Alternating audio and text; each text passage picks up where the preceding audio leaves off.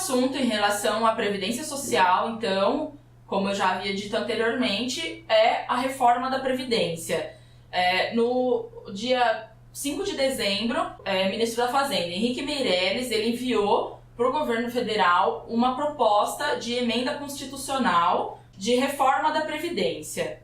Então, essa PEC, conhecida como PEC 287, ou PEC da Reforma, ela foi mandada com o intuito de alterar algumas regras em relação aos benefícios e aos seguros pagos aí pela Previdência Social no Brasil hoje.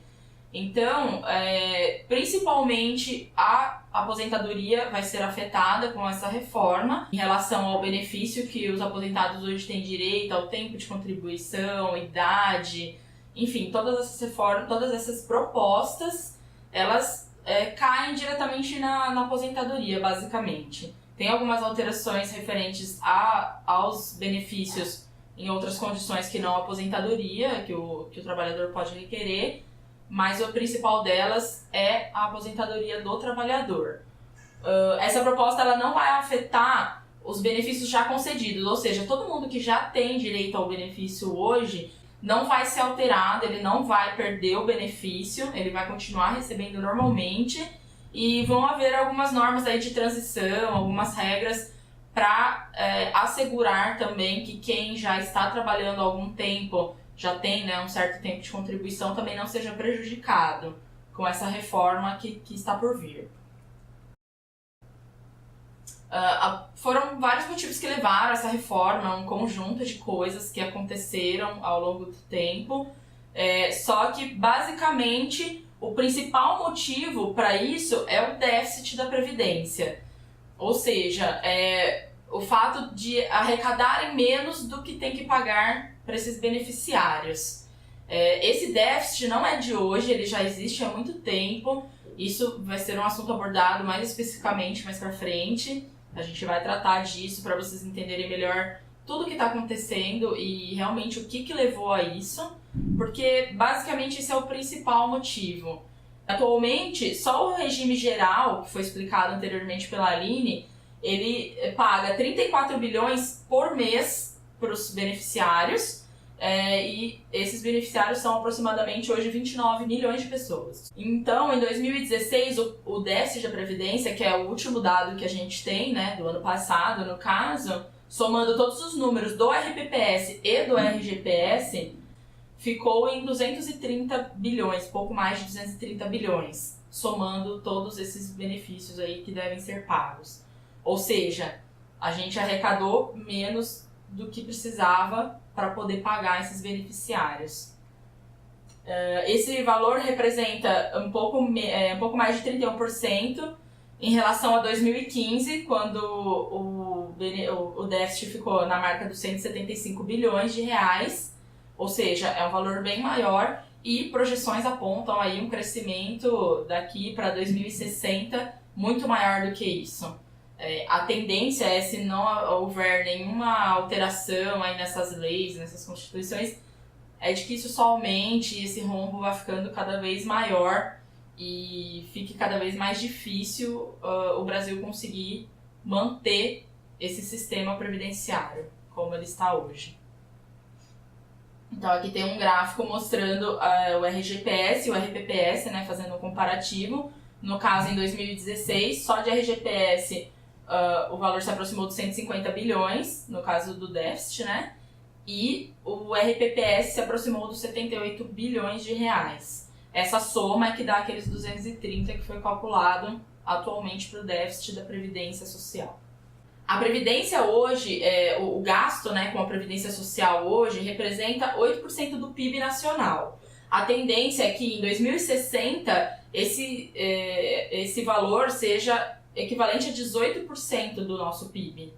Ou seja, é só aumentar, a tendência ele está sempre cada vez maior por conta do aumento dos gastos.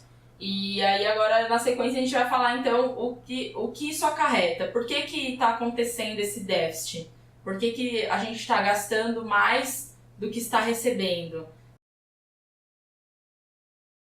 Então, mais um dos motivos que causaram a necessidade de uma reforma foram análises realizadas pelo Instituto Brasileiro de Geografia e Estatística, o IBGE, e esses estudos eles demonstraram e fizeram uma projeção para o ano de 2050.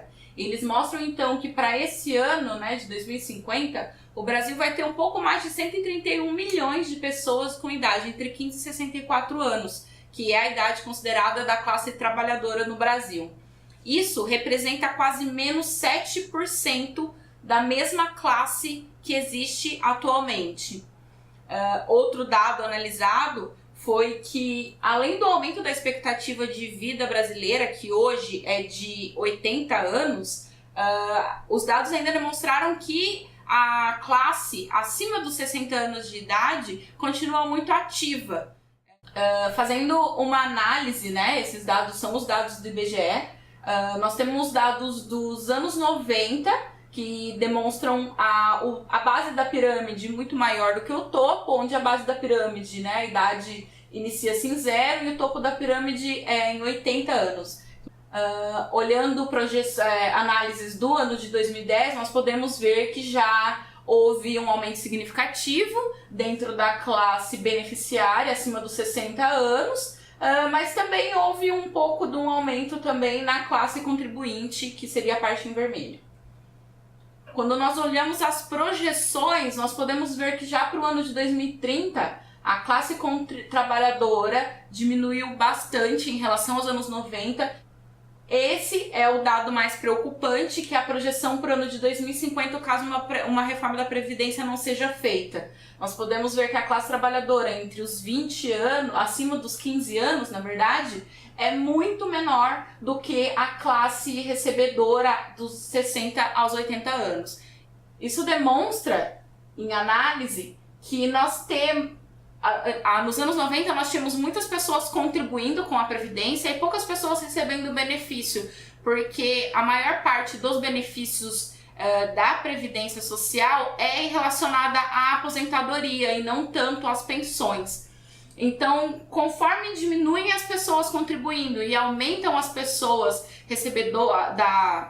com maior idade, que são os recebedores do benefício da aposentadoria, isso é o que gera um déficit. Tem menos pessoas contribuindo, mais pessoas precisando receber, menos dinheiro entrando e mais dinheiro saindo. A conta não fecha.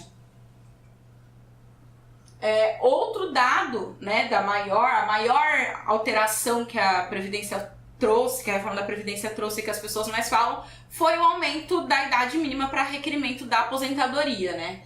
Mas para isso ser feito, foram analisados os dados da Organização para a Cooperação e Desenvolvimento Econômico, a OCDE, e essa análise demonstrou que dentro de todos os países que fazem parte dessa organização, a idade mínima ideal para você requerer aposentadoria é de 65 anos. E existem países onde a média do envelhecimento populacional é maior, a idade mínima supera esses 65 anos. Um dado interessante é que hoje a aposentadoria média aqui no Brasil é de 59,4 anos, sendo uma das mais baixas do mundo.